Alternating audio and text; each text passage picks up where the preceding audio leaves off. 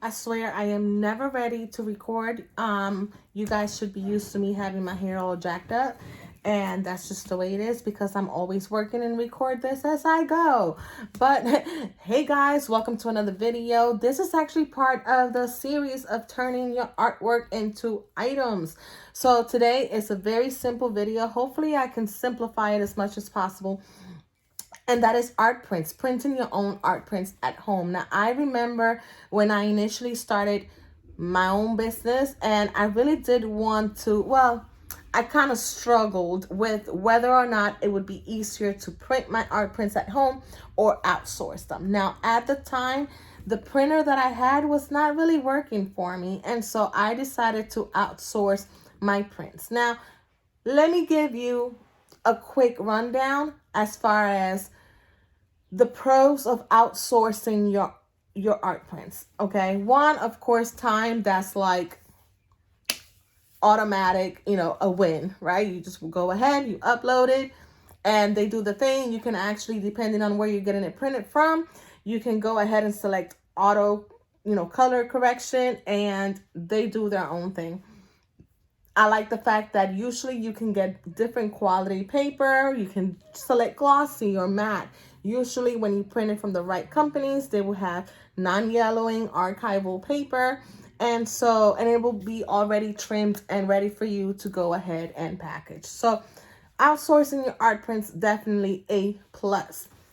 The con to outsourcing your art prints is that you're buying in bulk. So you have to pay for that, right? Usually whenever you're buying anything in bulk, the more you purchase, the less it is per item, but you will end up spending a nice chunk to be able to order whatever prints it is. And so you're kind of stuck with a certain amount of whatever image it may be.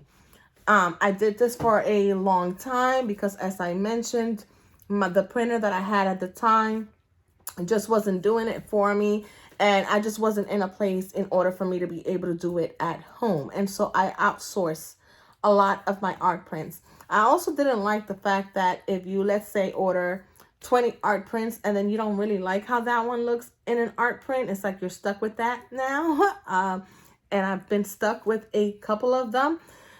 And so that kind of sucks, right? Now, the pros of printing at home is that you can print as many as you want per image. So if I have an event coming up and I have a new art print, I want to kind of test it out first, I might be able to just go ahead and print 5 8x10s and maybe 6 or 10 of the 5x7s, and I will test them out depending on how people react to the art print in person. And so that is, to me, is a big help. I don't feel like I'm spending a lot of money creating this art print that may never or may not sell, because let's face it, sometimes we create art for other people, but sometimes we create art for us, right? And sometimes people may not have the reaction that you wish you could, or not maybe necessarily at that time that you wish you could. So you don't want to be stuck with a lot of more supplies than you need be. Now, of course, the con about printing your own art prints at home is that you have to have the equipment, the computer, and the printer, and the type of paper. And so that is a con. Sometimes it's a little bit inconvenience. Plus, you do have to trim them yourself. So a little bit of time there. But hey, we got to hustle. We just got to hustle. I will say that if you are going to outsource, I personally have used 2 different companies depending on the size.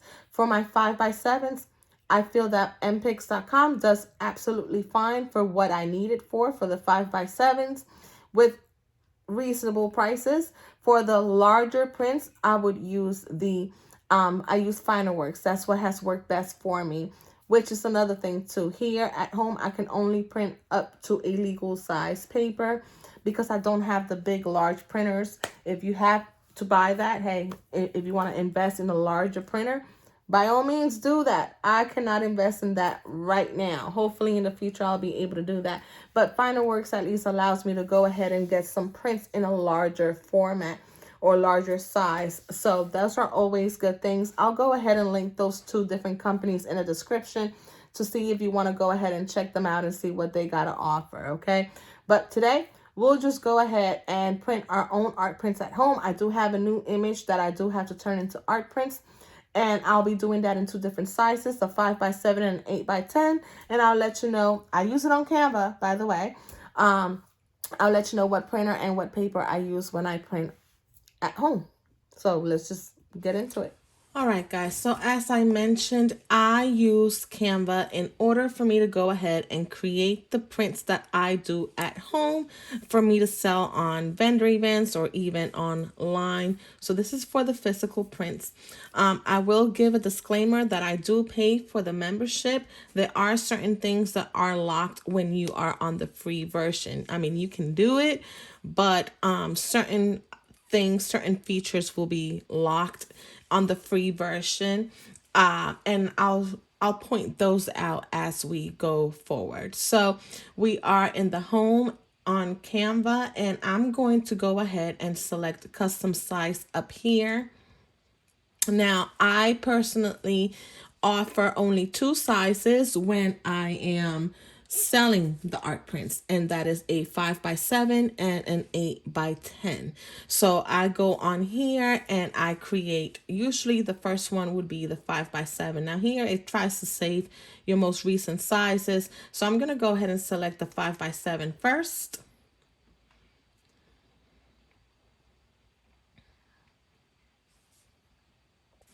And so here we have the 5x7 template, and I'm going to go ahead and select the print that I'll be making. Now, when it comes to printing these at home, I can actually put 2 5x7s on one page, but I want to create the 5x7 first in the right size, so then I can go ahead and take that and put it on a different template.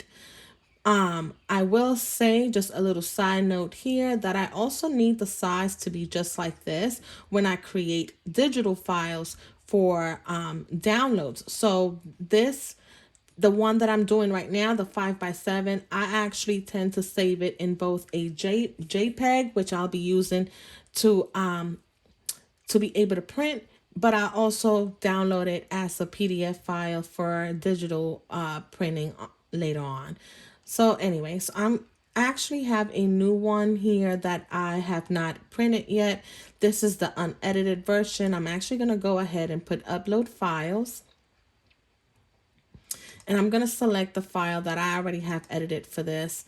So I'm going to open that so that it loads here on my photos or my uploads. And once I select it, here it is. What I like about Canva is that it helps you out with positioning. Very, very good and easy. To me, this is like Canva's very friendly user. Now, the original painting was an 11x14. So as you can see, as far as the ratio goes, it's going to change. It's not the same. So I'm going to go ahead and just kind of edit it here. Let me see. I still want that to be centered. So I'm going to go up here and fix that. Okay, so there you go. That's the 5x7. Now, as far as editing goes, let me just actually open a different page up here. I'll open this one. This is the one that I edited. Let me show you really quick that typically I go ahead and take the picture of my art prints with my iPhone. I understand some people use a camera. I personally don't have that. I'm not there yet. So I use my iPhone. To me, it works pretty good. I tend to edit the photos as far as the lighting and exposure and all that stuff on my iPhone. But sometimes some features here would actually help out. And so I wanted to show you the original. I'm going to put it up here. I'm actually going to zoom in so that you can see the difference. The original, when you take the photo, when it comes to the exposure, you can really see the strokes of the paint a lot. And I personally did not like this on an art print. And so I wanted to change that. The only thing that I wish that Canva would have is that I don't have a smoothing tool. Okay, but I do have other tools available, which is how I created this one back here in the background. And I'm going to show you fairly quick what options they have. So here on the tools, when you click edit photo, you have things like removing the background, which I usually do a lot. Sometimes I just remove the background and pick a solid color. So like that, when I make an art print, it will be a nice even tone color. Do notice that these up here are pro features, right? The magic eraser, the magic edit, those are pro features. So you do have to pay for that. I personally find it worth it, right? Now the filters are not pro, and I did select a different filter for this one. I want to say that it was this one. I just wanted a different color. But what I did for this photo back here was that I went ahead and used the magic edit, and this is their AI feature. This is fairly new, but I loved it when it came to this one here. I'm going to select the part that I'm going to edit on this one, just so that I can show you, because they don't have a smoothing tool. I really do wish, like, you have like an autofocus tool and an auto blur tool. I kind of wish they had a smoothing. If there is one and somebody knows and I'm just not seeing it, please let me know. But anyways, I'm just doing this fairly quick here just so that you can see. What I did here was I put continue. And the AI is going to ask me what I want to do with this print. What I like about this is that I can turn my original artwork into many different things. I personally am not a fan of AI artwork. I'm not a fan of it.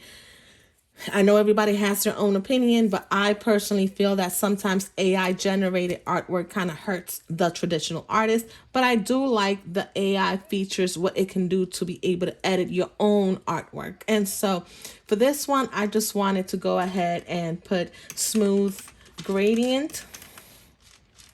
And you kind of give it a command or a prompt, and see what it comes up with. Sometimes what you type in, it does not give you the results that you're looking for, but for this one it actually worked. So I'm going to go ahead and generate. And I just wanted to show you this because to me, this feature right here on Canva can actually take your art prints to the next level, especially if you want to use use some of your images for print on demand, which I talk about a lot. This to me can actually like up your game. So meaning in as far as editing your own artwork. Now this one, for some reason, it gave me some trees back there. I don't really care for that, but I did like the fact that you see it gives you different gradients and different things. You can actually go back. I think what I did was that I went really carefully on the original one and made sure that my brush cut just about everything. But as you can see, it went ahead and it gave me a smoother gradient than my paint strokes, which when it comes to art prints and then when it comes to print on demand, I don't want this. So I just wanted to show you that quickly so that you can see that your art prints don't have to be exactly like the original. There's a reason why originals, you sell it for more.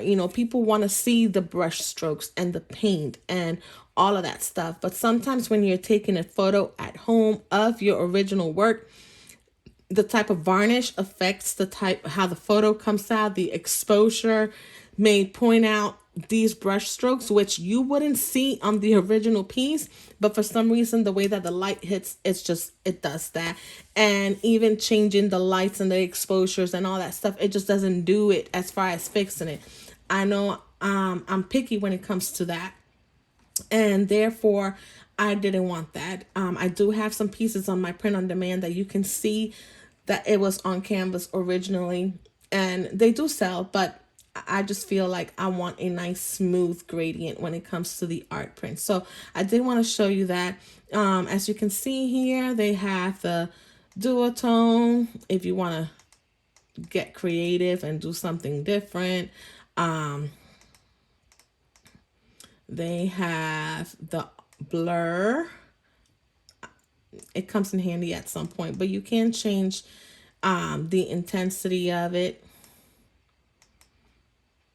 I will say that, you know, hey, Canva, if you are listening, I do wish we had a little bit more, how do I put it, control as to where some of these features go. Here, it'll give you the blur and intensity, and you can change the position, but only by doing this, right? And you can see kind of like a thermal thing where the focus is going to be. I just kind of wish I could just brush where I want the focus at, but that's just me. Either way, I just wanted to show you some of these features so that you can possibly use it when you are creating your art prints. Don't think that you are stuck. Here, I just went ahead and removed the background. And what this does, which I do a lot, is that if I want it on a plain solid background, I just go ahead and remove the illustration and select the background color. I can do that by doing a solid color or a gradient, which is another new feature that they have. So I just wanted to show you that, and hopefully that helps out. So we're back on our 5x7, so I can go ahead and create my print instead of getting distracted with everything else. I'm gonna give this a title.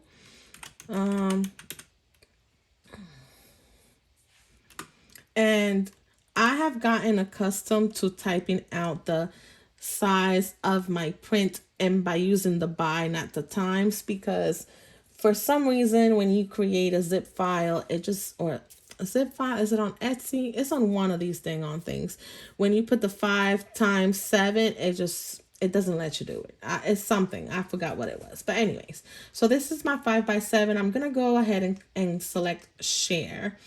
And I'm going to put download. Now, because I want to put 2 of these on one sheet for me to print at home, I'm going to save this one as a JPEG. And I'm going to download this.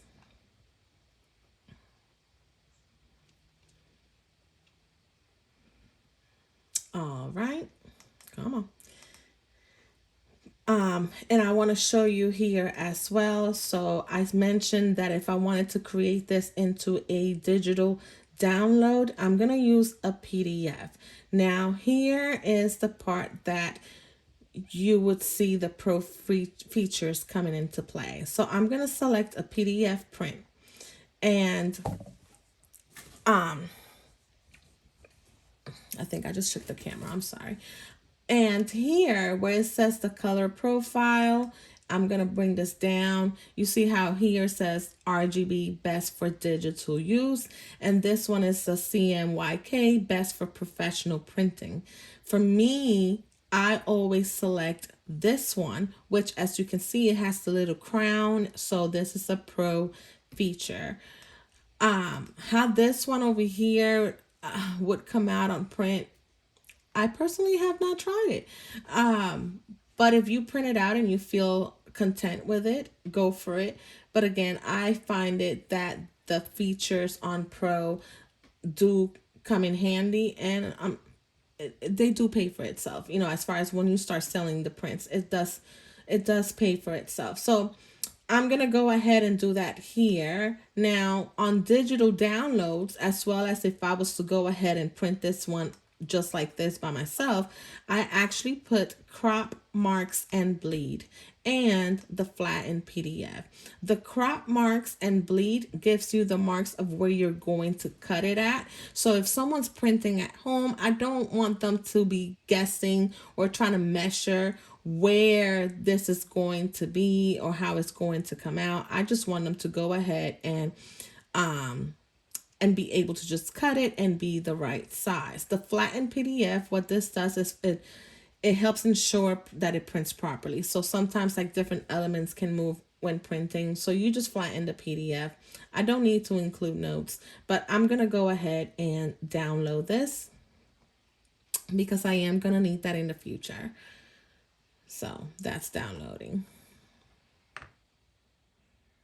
All right, so I'm going to go ahead and now go back home, and I'm going to create the file to have two 5x7s print, because this is how I print them at home when I go to sell. So for this one, I'm not going to put the 8.5 by 11 that the sheet would be.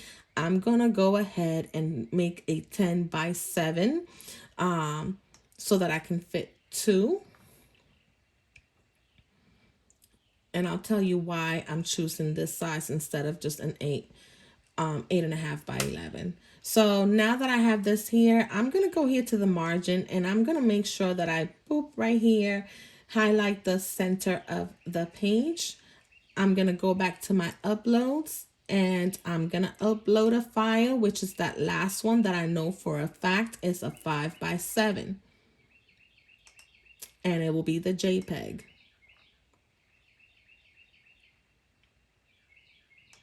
All right. So it comes like this. It never looks like it's right on size, right? But it's okay. We're going to go ahead and extend it. Boom. All right. As you can see there, the center highlighted, which means it's right where I need it to be. But also, if I'm looking here while I'm changing the size, it tells me the size that I'm creating. And there you go, 5x7. So I know that's the right size that I want it to be on. I'm going to go ahead now, and up here, I'm going to duplicate this one. And there you go. As you can see, that center line highlighted, and so did the outside border. So it's completely flush to the edges. I'm going to go ahead and title this one Canicas, or Marbles, which is the name of this piece. 5x7, and I always put double. This is just more for me. This is an internal thing. Now for this one, I'm going to go ahead and download it as a PDF. All right. And I do want the crop marks now. I do want to flatten the PDF, and I do want it best for professional printing. I'm going to go ahead and download this.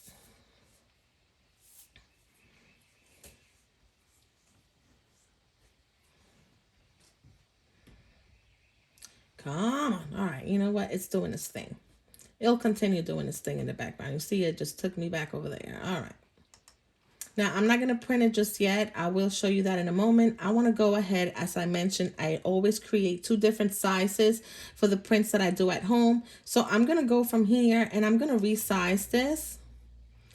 And I haven't done that size in a long time. So right here, I'm going to actually resize it into an 8x10. Really? There we go. Excuse me. And this is going to copy and resize. So it's going to open a new window with the size. But I'm going to make sure that it resized properly. So I'm actually going to right click, and I'm going to detach the image from the background.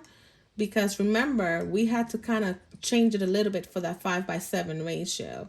This one, as you can see, whoop, it's just different. So I want to make sure that it changes accordingly to that size. Because sometimes if you just continue to copy and resize and don't change the portions, let's say I go from a 5x7 to a 9.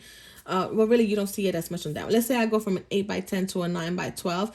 The inside of the size will be basically the same. It's just larger, but yet it shouldn't be. The space itself should be different if it's a different size. And so I make sure that I detach it and then crop it specifically for that size. So I'm going to change the title up here to an 8x10, and I'm going to be printing this. So I'm going to go ahead and download this also as a PDF print. There's a PDF standard up here. It tells you best for documents and emailing. I just wanted to point that out because you will see more than one, but we're printing this. So we're going to do a PDF print. I'm going to use the crops and flatten, and I'm going to select the best for professional printing and download. So like that, from here, we can go ahead and move forward to the printing portion. All right, so before we get to printing, let's just go ahead and discuss the equipment that I use to print my art prints at home. So the printer that I use is a Canon Pixma series TS702A. And I'll say this is one of the most economical printers, but it has not treated me bad. Like, I am actually in love with this printer. It does everything that I need it to do. It does have wireless printing, and I believe there is another model that prints larger prints, but I personally am not interested of that in that moment. Or let me rephrase that. I was not interested in doing that when I went to purchase the printer, and I'm still not.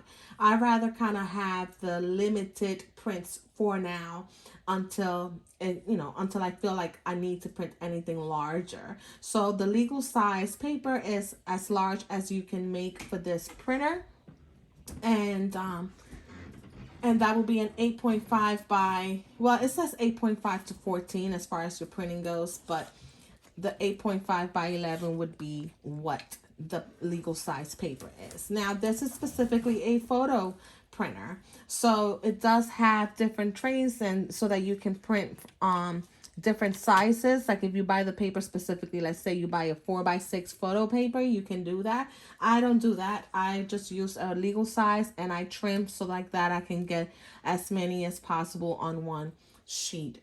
And I will go ahead and link this one. They do have a combo option so that it comes with the ink, and like I mentioned, I do like it. I do like it very much. It does have two different trays. It has the rear and it has the bottom tray. I only use the rear tray with the kind of paper that I utilize, which brings me to the next point, the paper. Now, when it comes to paper, can you get non-yellowing or archival paper to make prints at home? Absolutely.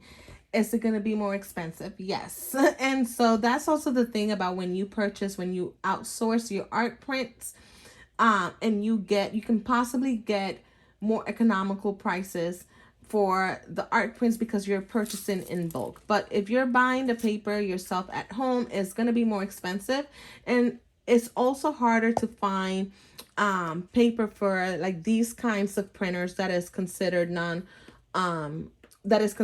archival.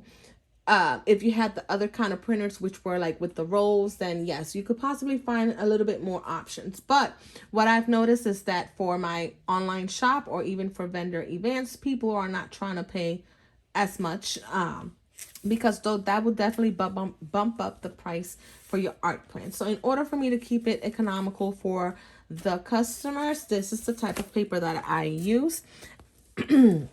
And this is the Ultra, why does it, I do need to possibly get it out the way a little bit. Anyways, the Epson Ultra Premium Presentation Paper. I do like my art prints in matte. I have purchased gloss, not to print at home, but just in general. I personally don't like the gloss art prints. I think glossy paper should be more for photo art, basically. But when it comes to art prints, I don't like photo paper, so I use the matte paper, and so far this is really beautiful, nice and smooth. I will say this, let me point this out. You do need to pay attention of how you load the paper. You probably won't be able to see it on the camera as well, but you have to make sure that you print it on the side that is a little bit smoother and more white. Is the best way for me to explain it. You don't see the grain. So this one you might be able to see the grain, and this one looks smoother. So this will be up. The smooth part would be the printing side. So you do want to pay attention to how you load that onto your printer. And believe me, I've made the mistake of printing it on the back side. It does look different, as you can see the grains once it prints. So those are the paper. That's the paper that I use. This is the printer that I use. Let's just go ahead now and get to printing. All right, guys, so I'm gonna go ahead and find the items that I'm trying to print now. Let's see. I got to go to my downloads because I haven't put it in a specific folder just yet. And I'm going to start with my 5x7 double. So let's just go ahead and open that so that you can see. All right, come on. Now, I will say this. I already have my printer set up with certain certain settings, right? I already have it for photo paper. I already have it set up for the best, color quality and so forth. So those are things that I cannot really walk you through because it all depends on the type of printer that you have and the type of computer that you have, but you want to make sure that your settings are correct. So this is how the PDF looks. As you can see already, the crop marks here. Did I cut it off? Let me see. Let me change this. There we go. All right, you can see here the crop marks on the edges, and I'm gonna go ahead and select print. There are a couple of things that I want to make sure that we talk about once you get here. Regardless of what printer you have, most printers will automatically set you up to fit to printable area over here under the scale. We don't want that. We want to make sure that we are printing the actual size. And you see how that changed the margins? Now we know that when we use these crop marks, it is going to give us the correct size. Of course, because I have two on this one, the inner part, depending on how the background is, like I know, like if I have a strictly solid color, I don't see a middle cut mark. But what I typically do for that is I cut the outside and then I make sure that I measure in my 5 inches so that I know that I'm cutting down the middle. But make sure that you put the actual size. So I'm gonna select print here, and when it comes to my printer, it's actually going to take me to another screen specifically for the Canon. And over here, these are the settings that I already have it set up, so it automatically comes up for a letter 8.5 by 11. It's gonna do the automatic paper source. My printer already knows that we are doing it from the rear. I have already selected that I want borderless. So it's not gonna add extra border onto my margin. And the media type is going to be photo paper. You can always change this if you like. This is actually the only time where I might change if I'm not using photo paper for something regular, then I'm going to change that. But because most of the times I'm printing my art prints, I already have it set up for photo paper, and I'm going to go ahead and select start printing. All right, so here is our printed print. You can see the crop marks here. Okay. And for this one, I thought it, yes, I did. It might, if you notice when you cut, you might actually end up cutting some of the circle. Oh my God, some of the color, because I did select to bleed. So this is the 5 by 7. And then I will show you the 8 by 10 is here. You can see where the crop mark is. And that's my 8 by 10. Now I always only make, like if I've never printed it before, I always make just one print because I may want to go back and change the colors. It's almost never the same as the monitor. Monitor color do changes. So you always want to do your test print and make sure that it's printing in the color that you want. Okay. So after you trim that, that is basically it, guys. I go ahead and I purchase the backs, and the bags. I get those from clearbags.com. I'll link it down in the description for you. But this is how I make my art prints at home. And I hope that I try to make it as simple as possible for you so that you can go ahead and create your own art prints. Because I know when I first started, for some reason, me creating and printing my own art prints at home just seems so daunting. So I do hope that this video helped you out, and if it did, I hope you consider subscribing, and I'll see you guys next time. Bye.